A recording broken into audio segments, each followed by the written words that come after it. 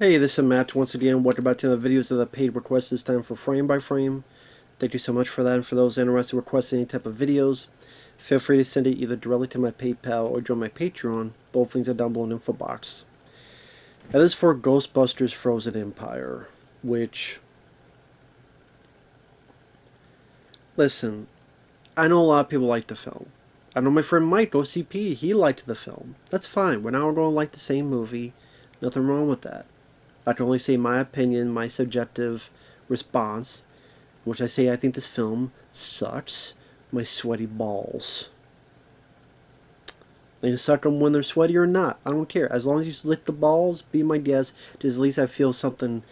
Well, in this I felt nothing but apathy or angst or annoyance, or because it wasn't comedy, wasn't laughter, wasn't joy. It was, can this franchise end? Can this franchise die? Can this franchise never happen again? Can you stop for like a decade? And then another decade, another decade? Can you just not do anything ever again? Would that be fine? Would that be cool? Would that be copacetic? I do not like these characters. I think these new characters suck. None of them are worthy successors to the original four. Venkman and Egon and Ray and Winston, none of them are an iota, a pimple on an ass of a successor to Ghostbusters. None of them. Phoebe, she's a little whiny, angsty teen, because we need that in Ghostbusters, yay. The kid from Stranger Things, useless. He has a couple scenes against Slimer, which adds nothing, that goes nowhere. That is only to go, hey guys, you remember Slimer? Remember Slimer? Here's Slimer. Here's about 3 scenes of Slimer. That's it. Does that affect the ending? By Slimer finally starts working with the Ghostbusters, like the cartoon? Or Slimer, for some reason, is not controlled by the bad ghost? Or Slimer doesn't? No. He eats a pizza which has a possessor ghost, which, would that even affect the possessor ghost? I don't know. And then, not really, because the possessor ghost, I don't, whatever. Paul Rudd, I like Paul Rudd, but his shtick is getting old. He's not funny in this. There's that one moment that made me laugh from him. He does really nothing as a Ghostbuster. He does nothing. He kind of sits around. He drives a car. He stands around some more. He says some lines that are poorly written. If he's trying to do ad-lib, okay, he's referencing the Ghostbusters song. Bustin' makes me feel good. It feels awkward. It feels like there's no chemistry between the characters. It feels like it almost feels like he doesn't want to be there. Honestly. And I don't know, Paul Rudd, like your Ant-Man films are bombing. This film didn't do that well. I absolutely get it after watching the film. And here's the thing, this Ghostbusters is meant to be comedies. That's how I felt.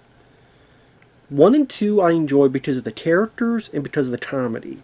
Yeah, the music is cool, has some fun effects and creature designs, but it was the comedy and the characters.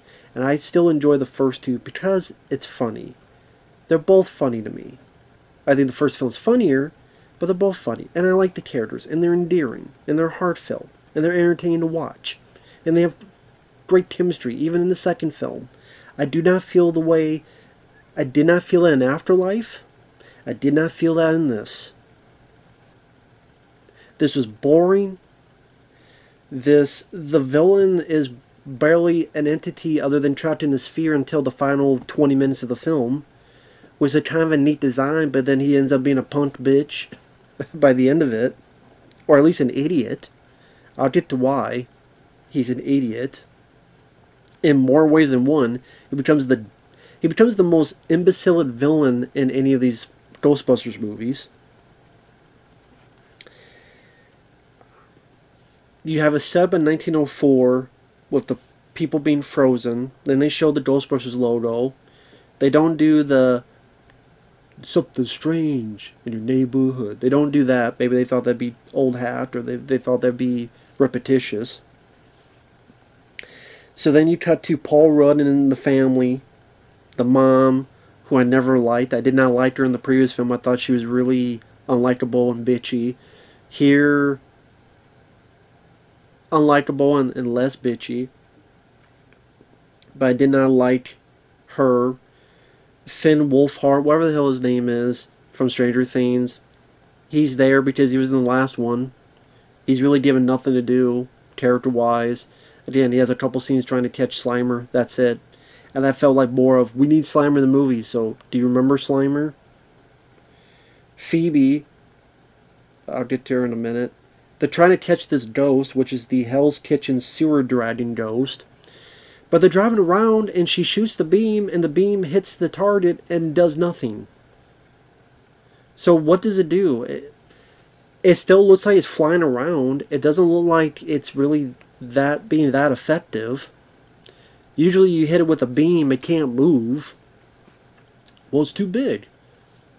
Well, then why using the beam in the first place? Seemed like you were doing fine without the beam. So they use a trap. For some reason, they first use a remote control trap on the ground. But it's in the air. If it's on the ground, on this little, little car, it's in the air. What do you think's going to happen? Are you going to try to jump off a car and bounce off parkour to get into the air to hit the ghost? Then, oh, well, I forgot. We got a flying trap. Why didn't you use that in the first place? It's flying. It's flying. Let's use the flying thing first. Not the one that this low to the ground. I go watch Dirty Harry, the Deadpool with the little car as a bomb in the car chase. That was a fun scene. This, it's just a reason for them to destroy a bunch of stuff. So Walter Peck gets pissed, and then Phoebe is benched, and she's whiny about it. I'm like, boo-hoo. What major problems? You don't get to be a Ghostbuster. You still got to shoot stuff. You still got to be in this area where ghosts are real and you see ghosts trapped, and I love to have those problems. I love to have those issues as a how old is she? 14, 15? I love to have those issues as a 14, 15-year-old. Please do. Let's trade. Phoebe, let's trade. So they use the trap in the air. They finally catch the ghost. They show a bunch of, hey, nostalgia. Here's some Ghostbusters commercials. Here's the actual Ghostbusters music video with Ray Parker Jr.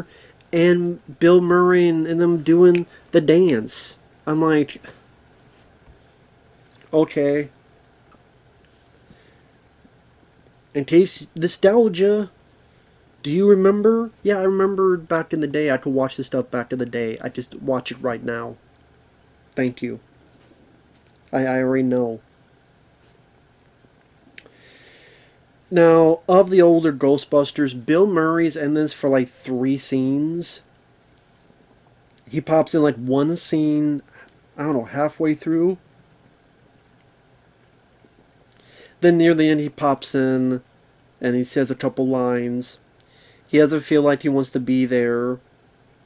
He really didn't get any laughs out of me. And I like Bill Murray, but maybe because of all the behavior throughout the years and the more that we learn about him being a dick, the fact that, he treated Harold Ramis so poorly and was so adamant on not doing it. That's the thing. That's also, could have had Ghostbusters 3 in 1993, 92, 94. 94 would work because it'd be the 10th anniversary of the first film, 84. So 94 could have had it. Nope, Bill Murray said no. No, no, no. For some reason, hated Harold Ramis. He would get scripts. He would send them back, ripped up, shredded up. Not even any word as to why. But now, he's like, yeah, I'll be this movie, I'll be in this Ghostbusters. He did the 2016 film, he did Afterlife, and he did this one. He'll do interviews. He'll talk about it. I'm like, bit too little, too late, dude. Harold Ramis has passed away. And to me, when he passed away, this franchise passed away. Now, maybe if you want to do a completely different thing, and I'm not talking about the 2016 where it just copied the first film.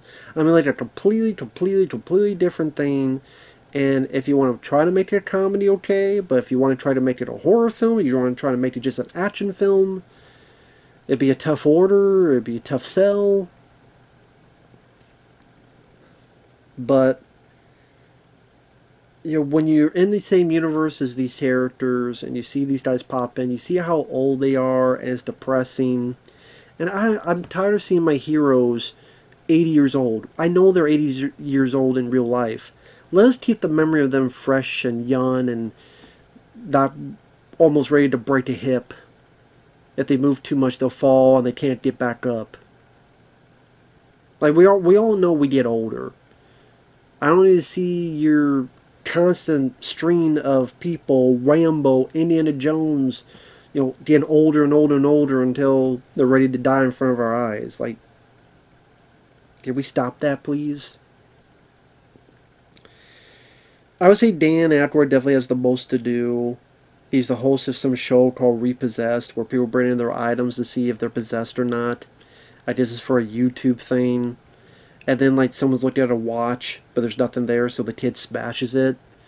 Granted, I would think they would still get sued because, okay, it may not be possessed, but maybe the lady still wanted to keep the watch.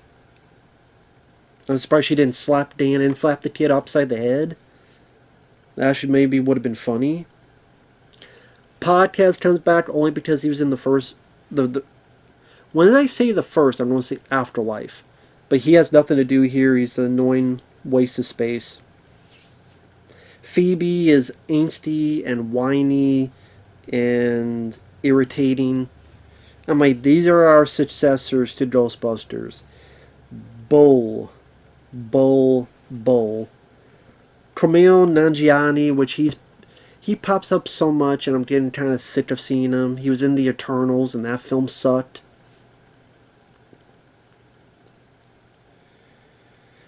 I think he was in that Dave Bautista movie, Stuber or something. I don't remember my thoughts on him in that movie. I really don't remember. But he's here because he has this fear that his grandma had. Dan Aykroyd notices there's something to it. It leaves this big discharge of energy.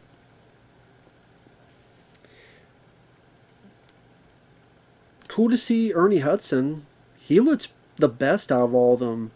Age-wise, look-wise, body-wise. He shows that they have a new facility where they test. And there's going to be a new containment unit. Which will tell you they're bringing something a bit different, unique. Where there's a research facility. There's these different ghosts. One's a little possessor thing that zips around. One's a little guy that seems cute. So you know something bad's going to happen. So it spits a lot. Which you could predict that pretty easily. But then, as the movie goes along, I'm sitting here going, I don't care about these characters. And where's the comedy? What's supposed to be funny? Where is the comedic elements in this movie? When am I going to laugh? Was the attempt at laughing? Do I really want a Ghostbusters movie that gets into teen angst? And she meets a ghost named Melody. And they play chess. And Melody beats her at chess. And she has this box of matches. I'm sitting there going, so do these matches just float around by itself? And no one notices? Are these matches from back in the day? Does they have the same moniker of her name Melody? Or are they meant to be matches from back in the day because she burned in a fire, so that's why she's tearing matches? But they must have been good matches because I'm thinking they have to be new matches because she lights the match and it works. Because the matches from years ago, it's not going to work. It's going to be like, okay. But I think they try to make it seem like it's matches from back to the day, but they wouldn't work. So whatever the case. Didn't give a crap about her. And it's like, I don't know if they were trying to make it like a romance thing or not. Either it's a friend thing or romance thing. I really don't know what they were trying to make it out to be. I just didn't give a crap either way. I didn't. I just didn't. Their interactions, I thought they're very bland. That they're very milquetoast. I thought they were very forgettable in their conversation with each other.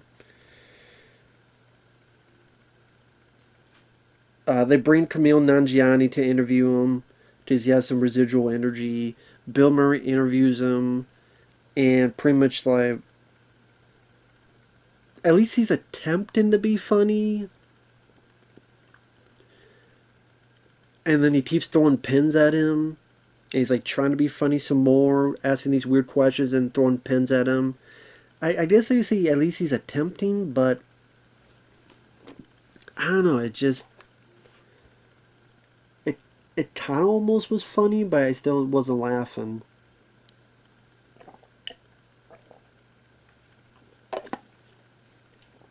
I think maybe it's because of Nanjiani's reaction to them.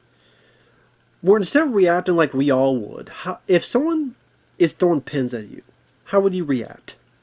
What the hell are you doing, okay? How about beat your ass, you motherfucker? Like the guy in the first Ghostbusters. How did he react?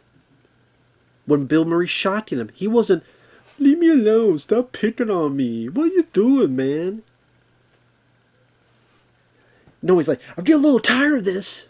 We're paying you. Yeah, but you didn't pay me. I didn't know we were getting shot. Yeah, I'll tell you the result is pissing me off. You keep the $5. I will, mister. That felt more real. That felt more natural. That felt like this is how someone would actually say they didn't mad and pissed and stop shotting me. Okay? I'm getting pissed off.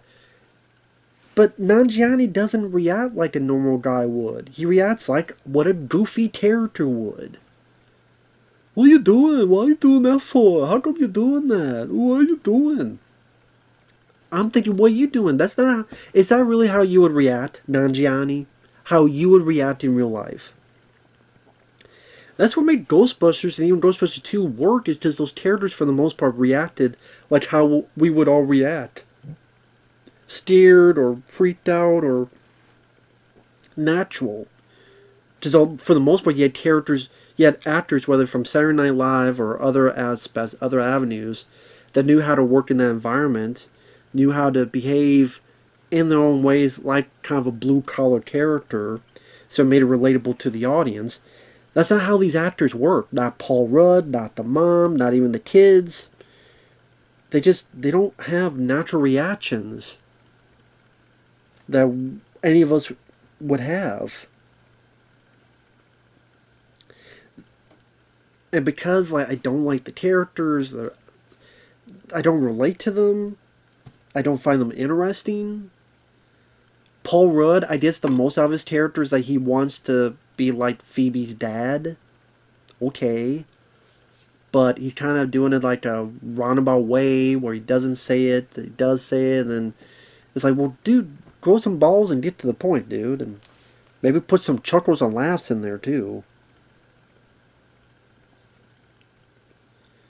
It says a lot that you have one scene that they're chasing a damn possessed garbage bag. It kind of fits where this franchise is now. There's a little chase scene where they're chasing a garbage bag. Because after the whole thing with Bill Murray interviewing one of his only appearances in the movie, Dan Aykroyd and Phoebe, and they talked to Patton Oswalt, who I do not like. So he's in this film. Great, another guy I don't like. Patton Oswalt. I think he's annoying. I think I don't want to get on a 10-minute tangent on him. I think he sucks. He's understanding the words. He gives exposition of the Phantom God, Garaka. and these fire masters and the death chill. And Dan Aykroyd is very honed in on what this death chill will do. It'll freeze you, or freeze your lungs because you're so scared. You die, all that stuff. And like for a good chunk of the movie, it felt like the little possessor red ghost, he felt more of a threat than Garaka. Does this thing could like possess? It felt like the movie should be about this possessor ghost, like to just possess and control anything. So at one point, it controls the lion statue from the library, which we saw in the first movie. That lion in front of the library. Here it controls it until Phoebe gets in and makes it explode. Oh, how could I forget? We need a moment when they're running through the library and Dan sees the library ghost. Why? So it can scare Dan. Dan screams again like he did in the first movie, and then that's it. You could cut that scene out and nothing would change. Not in the plot, not in the story. And it's like, hey, you remember the first movie? Remember the library ghost? There's the library ghost. It scared Dan again. Dan screamed at it again. Yeah, I saw in the first movie. It was done better in the first movie. That's what I mean. Like they have to so many times in these movies go back to do you remember Slimer sliming someone? Do you remember Slimer eating stuff? Do you remember the library ghost scaring Dan Aykroyd? Do you remember? Like I do remember, dude. I saw the first movie. Most people seeing this know the first movie. And then, again, you do nothing with the library. Like, okay, the library ghost. You're telling me that from Ghostbusters 1 to now, they never went back for the library ghost? You tell me they never went back for the library ghost. Their whole job is to find ghosts and get them. They know where a ghost is. They never got to it. They never got it? Why? Answer me that question. Why? Why did they never go back to get the library ghost? From Ghostbusters 1 to now. Be easy payday. However they get paid, the city, whatever. There's a ghost in the library. Be nice maybe see the Ghostbusters finally get their revenge. It was the first ghost they saw. They finally catch the first ghost they saw. Nope, they do nothing with it. Slimer. Again, the kid from Stranger Things, the brother in this movie, he's in the background other than there's someone in the attic, Slimer's there, passes through the kid. At one point, I think like 2 other times, he deals with Slimer. And then the little possessor goes, hits some pizza, Slimer eats the pizza. Again, would that kill the possessor ghost? I was thinking, oh man, it's going to possess Slimer now. Can it possess Slimer? Now Slimer's like a red ghost? No, that doesn't happen. Is Slimer going to, again, help the team? And be like, you know what? I've been enjoying this. Let me help these guys out. Is Slimer like a unique ghost? Like it can't be controlled? Imagine that if Slimer was a ghost that could not be controlled by Garaka, because you find out Garaka can control ghosts. He never... well, there's a reason they bring this up I'll get to. So that he does do this, but anyway. When it's convenient. I'll get to that. When it's convenient for the plot. But... I'll get to that because it's so stupid. And that's what I mean. The writing in this doesn't make sense. I know it's Ghostbusters, but even then it's like, come on now. And even if you complain about the past, the whole point is when you advance, you need to do better. That's why I maybe more lenient to something in the past. But then you're supposed to get better. You're supposed to get better in terms of effects. You're supposed to get better in terms of writing. You're supposed to get better, not regress. It's called progression. But people kind of throw that under the bus. I mean, no, that's the point, is to progress. We're supposed to progress, to get better. That is the point. Because you've learned from your past what to do and not to do.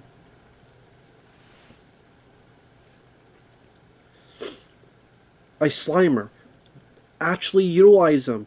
Make them part of the team. Hell, have Slimer grab a proton pack.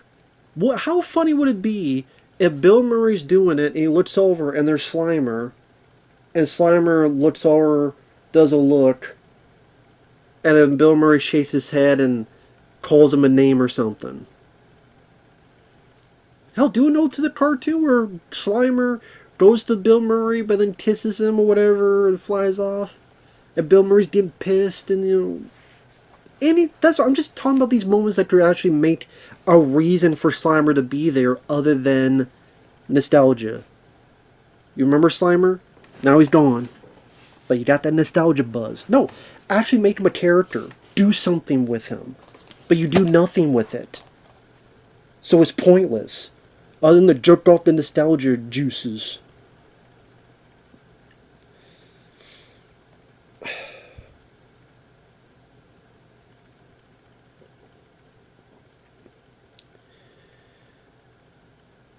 So after Phoebe saves Dan Aykroyd from the statue that was possessed, they get read the riot act. By the way, with the Dan Aykroyd, you think with his character there would be some kind of friction or some kind of development between him and Phoebe, because Dan Aykroyd was the one that said Egon should burn in hell. And all this animosity for years, perhaps decades, when Egon was right all along. I guess just him saying, I'm sorry I didn't believe you, that was it. Very lazy in Afterlife. But not any residual. You would think that at least one deep conversation between her and Dan Aykroyd about her grandfather and splitting up, and you see Dan Aykroyd's regret, and maybe he's going to be even more protective of Phoebe because of how he felt like he betrayed his friend Egon. So now he's going to be, again, much more protective of Phoebe, or much more much more. But no, they do nothing with that. They do nothing with the story. They do nothing with the character. They do nothing with development. They do nothing of that nature. Build up. You wrote that stupid stuff in Afterlife. Build up from it. No, you just, nope. Forget it. Okay. Yeah, forget that you guys tit Egon out, said he was a dumbass, an idiot, a loser, a crazy guy, and now it's all water under the bridge because you had that one moment, which I hated that moment in Afterlife, because I'm like, hey, let's dig his spirit from his grave. Like, Harold Ramis can't rest in peace, so let's dig him up and use digital technology to have this manipulative ending with, are you crying yet? It's Harold Ramis. He's dead, but he's here. I'm like, well, he doesn't have a choice. I know his family said yes, but Harold Ramis still didn't have a choice. Like, I'm a big Rambo fan, right? Well, actually, it's not the same because I wasn't part of the franchise, but I'm just like, oh, well, I'm the biggest Rambo Ninja Turtle fan. If I'm a big Ninja Turtle fan, if I die and then they make a really crappy Ninja Turtle film, but they put me in it, I wouldn't be happy. I'd be like, I don't want to be in the bad one, I want to be in the good ones. I'm just, don't speak for me. But anyway, no, none of this done with Dan Aykroyd's character. There could be potential, that could have been interesting, really give some deep quality to Ray, but no. We don't even mention that. So then Phoebe has the dumbest idea. I still can't wrap my brain around her. She decides to get into the machine and become a ghost. All because Melody talked her into it. I don't care. You met Melody for 5 days. Or 3 days, or however the hell long it's been. I don't care who the hell I meet for 5 days. I don't care if it's the biggest, best piece of poontang pie.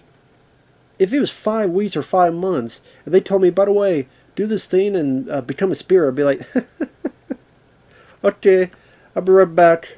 I'd leave the door. You hear, She's like, where'd he go? I'm at the Bahamas. You stay in Texas. You just get the hell away from me. Does anyone that tells you to become a spirit? It's no bueno. So she stupidly does it. And honestly, that reminded me of The Frighteners, which is done much better in The Frighteners. Well, Michael J. Fox, but he had a reason where he frees himself, he becomes a spirit, because for him it's the only way to fight this, to save this girl, because his wife died back in the day, but he doesn't want this woman to die, so he becomes a spirit to try to fight the spirit on its own terms. That actually made sense. It was much more of a valuable scene, and it's just a much better movie. Love The Frighteners. And this is why they have that Garaka can control ghosts. Because Garaka controls Phoebe, her spirit. Something about because a human mouth has to open it. So that since he controls her spirit, makes her talk through her body. Garaka's out. Thankfully, Phoebe gets back in her body, I guess. And that's where you get ice everywhere. You finally get into the last 20 minutes of the movie where it's the stuff in the trailers you see. The ice impaling the car, the ice on the beaches.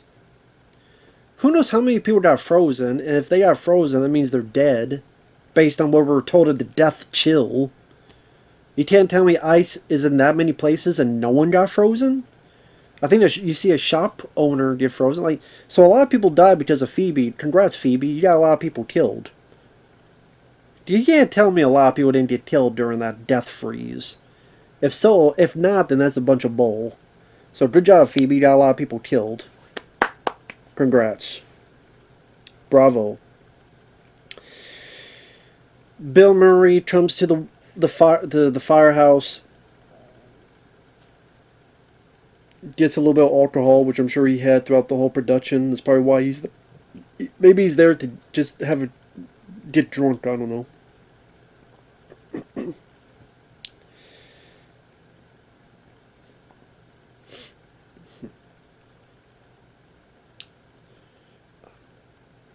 Oh yeah, Kumail Nanjiani is there. Apparently he's one of the fire masters. He doesn't know how to do it. So he's training on a candle, and all of a sudden he knows how to do it. So he can control fire, but apparently a proton beam he can also control. Now, granted, I get that it's heat. But, I mean, does that mean he can control electricity? Since electricity is heat? Does that mean he can control lightning? Because lightning would be hot? That's what I mean. I thought if it's control fire, they would just be fire. But he can actually control a proton beam. So I'm like, so it's not that he controls fire, he just controls heat. So can he control steam? Steam's hot. Hot steam, can he control that? Can he control, again, lightning? Electricity? Spark electricity from the socket? Like he's Emperor Palpatine? I don't know. The Possessor little ghost gets to Ecto-1, chases after the Ghostbusters. Oh, Annie Potts is there. I almost forgot her because she barely does anything in the movie. Rick Moranis, you were the smartest guy to say no to this. Bravo to you. Screw that guy that sucker punched you years ago. There was that footage. I think they got his ass, thankfully, but it'd be great to see Rick Moranis, but thank God he's like, nah, I'm not doing this.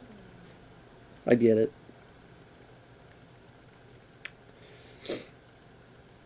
And then Garaka comes in, and it's such a nothing, anticlimactic, lame ending. You think of the ending of the second film, the Statue of Liberty going through and then controlling higher and higher, higher. And they go in and Ray's possessed and they hose him. The first one with the Stay Puft Marshmallow Man, and then Let's tell this bitch how we do things downtown.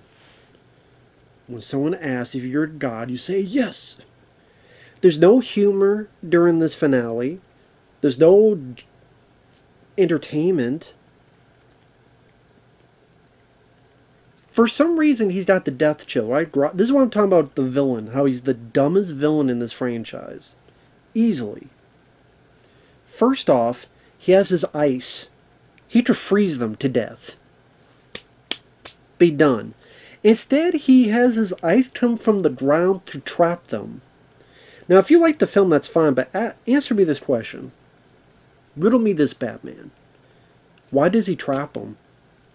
Why does he get ice from the ground to trap them? Why? Why don't you just freeze them?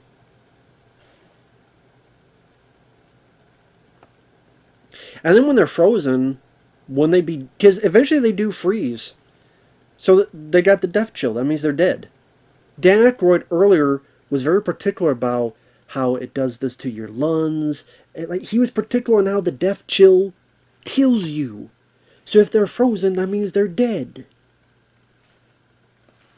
But apparently not, because the plot says so. So he doesn't just immediately freeze them to death. He traps them until eventually they freeze, which then they would be dead. But then magically this one, now they're unfrozen, because the plot says so. And then Melody changes her mind and decides to help Phoebe. And then all of a sudden, Nanjiani can control. And so Phoebe, because brass and copper, mainly brass here, can hurt the creature. Nanjiani's shooting fire at the creature. Now, by this point, he's opened up the containment, and the ghosts are everywhere. Let me ask you a question. He can control ghosts, right? He can control ghosts. If he's in trouble, why doesn't he get the ghost to help him? Like Slimer. There it is. Why does he control Slimer? Why does he control the ghosts? More of those ghosts that was in the that we saw in the research facility. The ghosts that are coming out. He's supposed to control ghosts, right? So why won't he be controlling and sending all these ghosts? So imagine like the Ghostbusters splitting up, and okay, you get the Ghostbusters theme playing, and then they get, Bill Murray and Dan get this ghost, they get this ghost. No. Grocker for some reason doesn't think, oh, snap, I'm in trouble. I can control ghosts. No, he forgets it, apparently.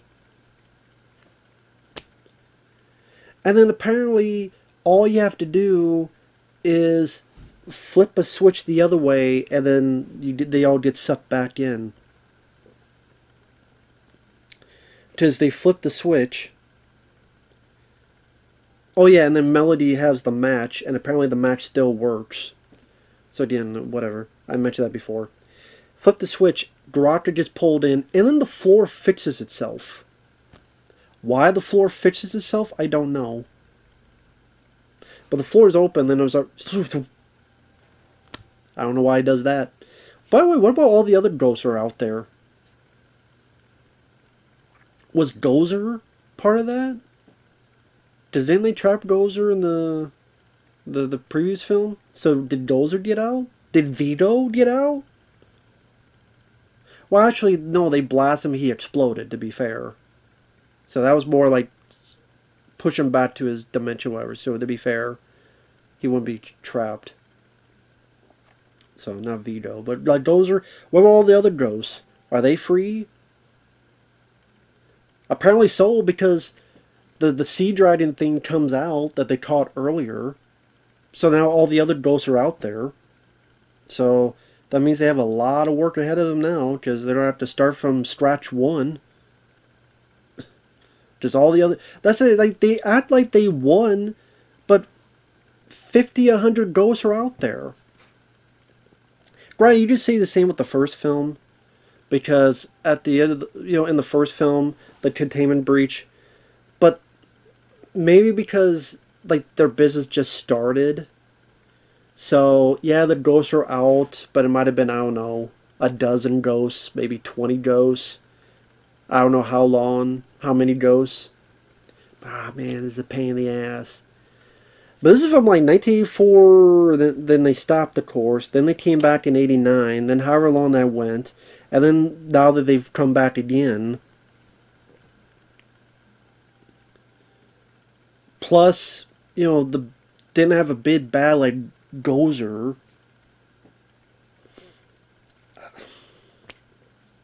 It leaves a little bit more questions.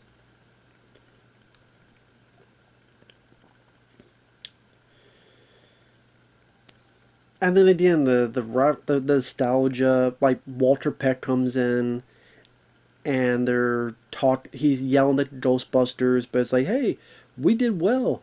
Hey, this guy supports us. So because now he's the mayor, now he's has to accept them. And someone in the crowd says, "Dickless." Why? Because Bill Murray called him Dickless in the first movie. Now, how the crowd knows that? Maybe they saw Ghostbusters on VHS. So it's like they did the film and how someone called Dickless. Haha, yeah, I remember that from the first movie. Yeah, that was in the first movie.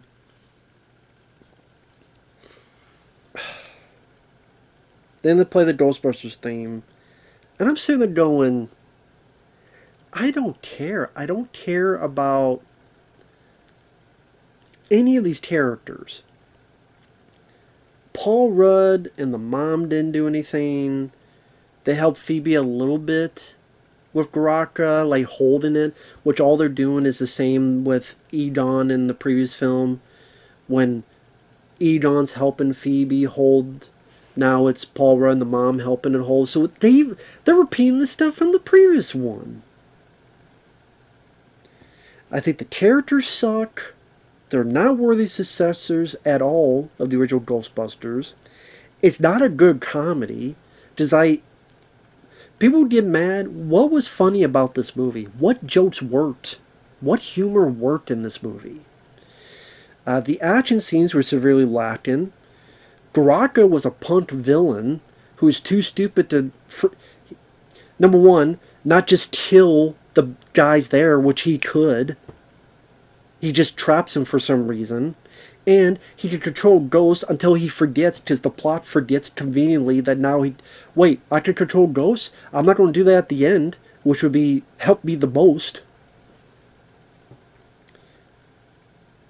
By the way, if he could control, maybe they explain this. If he can control ghosts, why can he not control Melody when she has the match?